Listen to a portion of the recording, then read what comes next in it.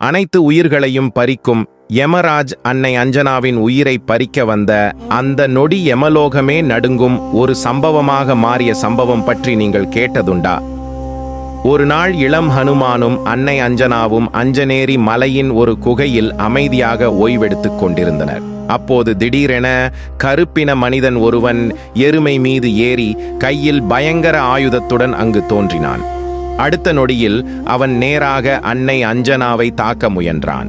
இதை கண்ட ஹனுமான் கோபத்தில் குமுறி, "நீ யார்? என் தாயை ஏன் தாக்குகிறாய்?" என்று கர்ஜித்தான். அதற்கு எருமை மீது இருந்த அந்த கருப்பின மனிதன் அசைவில்லாத குரலில், "நான் யமராஜ் அனைவரின் மரணத்துக்கும் காரணமானவன். இன்று அஞ்சனாவின் உயிரை பறிக்க வந்திருக்கிறேன்" என்று கூறினான். இதை கேட்டவுடன் ஹனுமானின் கண்களில் கோபத்தின் நெருப்பு எரிந்தது. "யமராஜரே, என் தாயின் உயிரை பறிக்காதே, இல்லையெனில் அது உனக்கே அசுபமாக முடியும்" என்று கடுமையாக எச்சரித்தான். ஆனால் யமராஜ் ஒரு துளி கூட தயங்காமல், "இது என் கடமை, அஞ்சனாவின் காலம் முடிந்துவிட்டது, இப்போது அவள் என்னுடன் வர வேண்டும்" என்று கூறினான். அடுத்த நொடி யமராஜ் அன்னை அஞ்சனாவின் உயிரை பறித்து வானத்தை நோக்கி பறந்தான். பூமியில் அஞ்சனாவின் உடலருகே ஹனுமான் அழுது கொண்டே இருந்தான். "அம்மா, என்னாச்சு? அம்மா, எழுந்திரு அம்மா, என்னையாவது பேசு." எவ்வளவு முயன்றும் அவளால் எழ முடியவில்லை. ஏனெனில் அன்னை அஞ்சனா ஏற்கனவே உயிரை விட்டுவிட்டாள். அந்த நொடி ஹனுமானின் கண்ணீர் கோபமாக மாறியது. "யமராஜா, நான் வருகிறேன். இன்று என் தாய் உயிரோடு திரும்புவாள், அல்லது இந்த உலகத்தில் மரணமே முடிவடையும்" என்று அவன் வானை நோக்கி கர்ஜித்தான். அதனுடனே ஹனுமான் பெரிதாக வளரத் தொடங்கினான். ஒரு கணத்தில் குழந்தை ஹனுமான் மகா காலத்தின் அவதாரமாக மாறினான். அவனது கைகள் படபடக்கத் தொடங்கின. கண்களிலிருந்து நெருப்பு தீப்பொறிகள் பொங்கி பாய்ந்தன. அவனது உடல் பிரகாசம் அவ்வளவு பயங்கரமாக இருந்தது. 1000 சூரியன்களும் அவனுக்கு முன் வெளிப்போனது. அவன் கர்ஜித்த ஒரே குரலில் பிரபஞ்சமே நடுங்கியது. அடுத்த நொடி பூமியே பிளந்துவிடும் அளவுக்கு சக்தியுடன் குதித்து ஹனுமான் யமலோகத்தை நோக்கி பாய்ந்தான். அவனின் கோபத்தை உணர்ந்த தேவர்கள் அனைவரும் பயத்தில் ஒழிந்து கொண்டனர். யாரும் அந்த கோபமடைந்த ஹனுமானை எதிர்கொள்ள துணியவில்லை. சில நொடிகளில் ஹனுமான் யமலோகத்தின் வாயில்களை அடைந்தான். "வெளியே வா யமராஜா, இன்று அஞ்சனாவின் மகன் தன் தாயை கேட்டு வந்திருக்கிறான்" என்று அவன் கர்ஜித்தான். ஆனால் அந்த அழைப்புக்கு யாரிடமிருந்தும் பதில் வரவில்லை. அதனால் கோபத்தில் குமுறிய ஹனுமான் தன் கதாயுதத்தால் யமலோகத்தின் தரையை ஒரே அடியில் தாக்கினான். அது ஒரு பேரழிவை போல இருந்தது. யமலோகம் முழுவதும் குலுங்கியது. அங்கிருந்தவர்கள் அனைவரும் பயத்தில் ஓடத் தொடங்கினர். என்ன நடக்கிறது என்பதை யாராலும் புரிந்து கொள்ள முடியவில்லை. அப்போது பயத்தால் நடுங்கிய 2 யமதூதர்கள் யமராஜரிடம் ஓடி வந்து, "ஓ யமராஜா, எங்களை காப்பாற்றுங்கள்!" வாயில்களில் ஒரு குரங்கு தோன்றியுள்ளது. அவனது கர்ஜனை முழு யமலோகத்தையும் அழிவின் விளிம்புக்கு கொண்டு வந்துவிட்டது என்று கூறினர். அதற்கு யமராஜ் கோபத்துடன் கண்களை சுருக்கி, அந்த அனுமனின் துணிச்சலுக்கு இன்று முற்றுப்புள்ளி வைப்பேன் என்று கூறினான். "கவலைப்படாதே" என்று சொல்லியவாறே கோபத்தால் கர்ஜித்த யமராஜ் தன் எருமையின் மீது ஏறினார். அடுத்த நொடியில் அவர் நேராக அனுமனுடன் போரிட முன்னேறினார். அனுமன் முன் தோன்றிய யமராஜ் அவமதிப்புடன் சிரித்து கொண்டே, "முட்டாள் குரங்கே, நீ மரணத்தையே சவால் செய்கிறாய். மரணம் மட்டுமே இந்த உலகின் மாற்ற முடியாத உண்மை. அதை யாராலும் தடுக்க முடியாது. இப்போது திரும்பிச் செல், இல்லையெனில் உன் முடிவு மிக கொடூரமாக இருக்கும்" என்று கர்ஜித்தார். இதை கேட்ட அந்த நொடி அனுமனின் அமைதி முழுமையாக உடைந்தது. "இது என் இறுதி எச்சரிக்கை. என் தாயின் உயிரை உடனே திருப்பி தந்துவிடு, இல்லையெனில் என்னுடன் சண்டையிட தயாராக இரு" என்று அவன் வானை கிழித்துச் செல்லும் குரலில் கர்ஜித்தான். அனுமனின் வார்த்தைகளை கேட்ட யமராஜ் வெடித்து சிரித்தார். "குரங்கே, அஞ்சனாவின் உயிரை மறந்துவிடு. நீ இங்கிருந்து உடனே செல்லவில்லை என்றால் உன் உயிரையும் நான் பறித்து விடுவேன்" என்று சப்தித்தார். அந்த வார்த்தைகள் முடிந்த அடுத்த நொடியில் ஹனுமான் தன் கதாயுதத்தை உயர்த்தினார். அதுதான் அனைவரும் காத்திருந்த ஹனுமனுக்கும் யமராஜருக்கும் இடையேயான பேரழிவு போரின் தொடக்கம். யமராஜ் தன் 100கணக்கான யமதூதர்களை நோக்கி, "இந்த குரங்கை உடனே பிடியுங்கள்" என்று உத்தரவிட்டார். ஒரு கணத்தில் மில்லியன் கணக்கான யமதூதர்கள் பயங்கர முகங்களுடன் கையில் ஈட்டிகளும் பயங்கர ஆயுதங்களும் ஏந்தி ஹனுமானை நோக்கி பாய்ந்தனர். அந்த அப்பாவி யமதூதர்கள் தாங்கள் செய்தது தங்கள் வாழ்க்கையின் மிகப்பெரிய தவறு என்பதை அந்த நொடிவரை உணரவே இல்லை. கோபத்தில் கர்ஜித்த ஹனுமான் தன் வடிவத்தை இன்னும் பெரிதாக்கினான். மரணமே மனித வடிவம் எடுத்தது போல அவன் யமதூதர்களின் படையை ஒரே நேரத்தில் தாக்கினான்.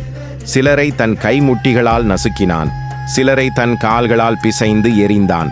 ஹனுமானின் கொடூரமான வடிவத்தை கண்ட யமதூதர்கள் அனைவரும் நடுங்கி உயிர் பிழைக்க பயத்தில் ஓடினர். இதை கண்ட யமராஜ் கோபத்தில் ஒரு கருப்பு வாளை வெளிப்படுத்தினார். அந்த வாளை உயர்த்தி ஹனுமனை தாக்கினார். ஆனால் மிகவும் கோபமடைந்திருந்த ஹனுமான் யமனின் வாள் தன் அருகில் வந்த உடனே அதை 2 கைகளாலும் பிடித்து ஒரே நொடியில் 2ஆக உடைத்தான். இந்த காட்சியை பார்த்த யமராஜரின் கோபம் 7வது சொர்க்கத்தையே எட்டியது. இந்த குரங்கு சாதாரண ஆயுதங்களால் கொல்லப்பட மாட்டான் என்று யமராஜ் உணர்ந்தார். உடனடியாக அவர் தன் மந்திர வில்லை கையில் எடுத்தார். அது காலத்தின் சக்தியையே உள்ளடக்கிய அழிவுகரமான வில்.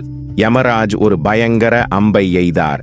அந்த அம்பு காற்றில் பறந்த உடனே ஆயிரக்கணக்கான அம்புகளாக பிளந்தது. அவை அனைத்தும் ஹனுமானை நோக்கி மின்னல் வேகத்தில் பாய்ந்தன. இதை கண்ட ஹனுமானும் தன் கதாயுதத்தை வேகமாக சுழற்றினான். அடுத்த நொடியில் அந்த ஒரே கதாயுதம் ஆயிரக்கணக்கான திவ்ய கதாயுதங்களாக மாறியது. மரணம் போலவே அவை யமராஜரின் அம்புகளை நேருக்கு நேர் எதிர்கொண்டன. சில நொடிகளில் ஹனுமானின் ஆயிரக்கணக்கான கதாயுதங்கள் யமராஜரின் ஆயிரக்கணக்கான அம்புகளை முழுமையாக அழித்தன. தன் தாக்குதல் முழுமையாக வீணானதைக் கண்டு யமராஜ் கலக்கமடைந்தார்.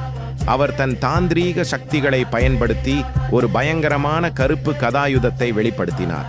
பின்னர் தன் எருமையிலிருந்து இறங்கி நேருக்கு நேர் ஹனுமானுடன் போரில் ஈடுபட்டார். நீண்ட நேரம் தொடர்ந்த அந்த பேரழிவு போரில் இறுதியில் ஹனுமான் மிகுந்த சக்தியுடன் தாக்க யமராஜ் தரையில் வீழ்ந்தார். மீண்டும் யமராஜை தாக்க ஹனுமான் முயன்ற அந்த நொடியில் யமராஜ் திடீரென கண்ணுக்கு தெரியாமல் மறைந்து விட்டார். அவர் எங்கு சென்றார், எப்படி மறைந்தார்? அந்த உண்மை ஹனுமனால் கூட அந்த நொடிவரை புரிந்து கொள்ள முடியவில்லை. சில நொடிகள் கடந்தன. யமராஜ் எங்கும் தோன்றவில்லை. அதை பார்த்த ஹனுமான் பயந்து ஓடிவிட்டானோ என்று நினைத்தான். ஆனால் அடுத்த நொடியே எருமை மீது ஏறிய யமராஜ் மீண்டும் ஹனுமனின் முன் தோன்றினார். அதோடு நிற்கவில்லை. சிறிது நேரத்தில் 2வது யமராஜ், 3வது யமராஜ், ஒரு கணத்தில் நூற்றுக்கணக்கான யமராஜுகள் ஹனுமனின் முன் நின்றனர். இந்த காட்சியை கண்ட ஹனுமான் ஒரு நொடி திகைத்தான். அடுத்த நொடியில் அனைத்து யமராஜுகளும் ஒரே நேரத்தில் நூற்றுக்கணக்கான பயங்கர ஆயுதங்களை ஹனுமனை நோக்கி ஏவினர். அது ஹனுமனின் கோபத்தை உச்சத்திற்கு கொண்டு சென்றது. கோபத்தில் வானை கிழிக்கும் குரலில் கர்ஜித்த ஹனுமான் தன் கதாயுதத்தை யமலோகத்தின் தரையில் ஒரே அடியில் மோதினான். அந்த தாக்கம் பூமியே பிளந்தது போல் பேரழிவாக இருந்தது. யமலோகம் முழுவதும் நடுங்கியது. அந்த ஒரே அடியிலேயே யமராஜ் உருவாக்கிய அனைத்து மாயங்களும் சாம்பலானது. நூற்றுக்கணக்கான யமராஜுகள் ஒரே நொடியில் மாயமானார்கள். தன் அனைத்து முயற்சிகளும் தோல்வி அடைந்ததை உணர்ந்த யமராஜ் கோபத்தில் உச்ச நிலையை அடைந்தார். அப்போது யாருடைய உயிரையும் ஒரே நொடியில் பறிக்கக்கூடிய அந்த பயங்கர ஆயுதத்தை, யமதண்டத்தை அவர் வெளிப்படுத்தினார். யமராஜ் யமதண்டத்தை தன்னை நோக்கி ஏவ போகிறான் என்பதை உணர்ந்த அந்த நொடியில் ஹனுமனின் கோபத்திற்கு எல்லையே இல்லை. அவன் ஒரு மூர்க்கமான வடிவத்தை எடுக்கத் தொடங்கினான். அதே நேரத்தில் யமராஜ் தன் யமதண்டத்தை ஹனுமனை நோக்கி வீசினார். காலத்தின் உச்ச சக்தியை சுமந்த அந்த ஆயுதம் மின்னல் வேகத்தில் ஹனுமனை நோக்கி பாய்ந்தது. அந்த நொடி ஹனுமான் மகா காலத்தை போல கர்ஜித்தான். இசை யமதண்டம் அவனை பிணைக்க முயன்ற போது ஹனுமான் தன் 2 கைகளாலும் அதை பிடித்து ஒரே இழுப்பில் துண்டுகளாக உடைத்தான். அந்த காட்சி யமலோகத்தையே உழுக்கியது.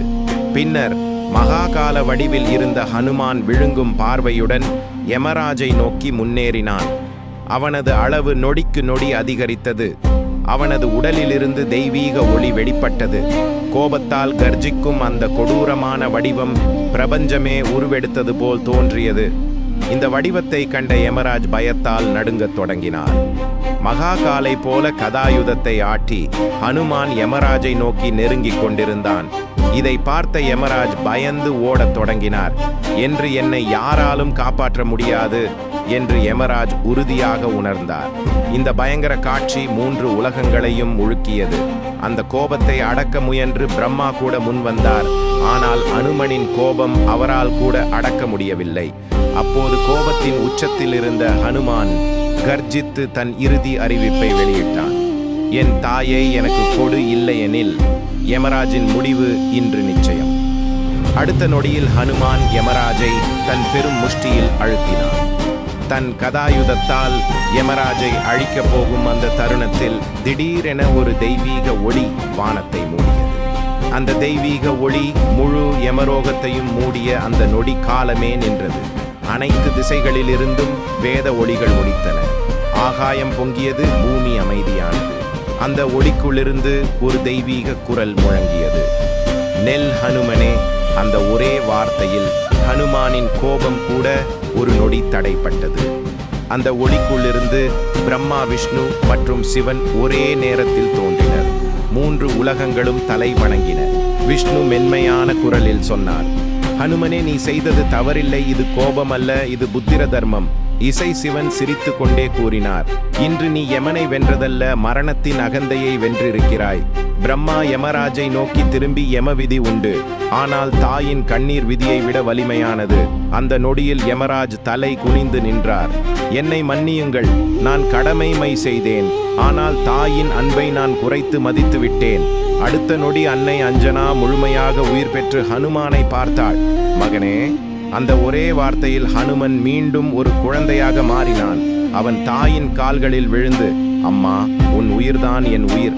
அந்த காட்சி 3 உலகங்களையும் கண்ணீரில் மூழ்கடித்தது. அப்போது விஷ்ணு இறுதி வரத்தை அளித்தார். ஹனுமனே, இன்றிலிருந்து உன் பெயர் சொல்லப்படும் இடத்தில் மரணம் கூட நடுங்கும். உன் பக்தனை யமன் கூட அனுமதியில்லாமல் தொட முடியாது. அதனால்தான் இன்றும் ஹனுமான் ஜெயந்தி என்று யமலோகத்தில் கூட அமைதி நிலவும். ஹனுமான் நாமம் சொல்லும் வீடுகளில் அச்சம் நுழையாது.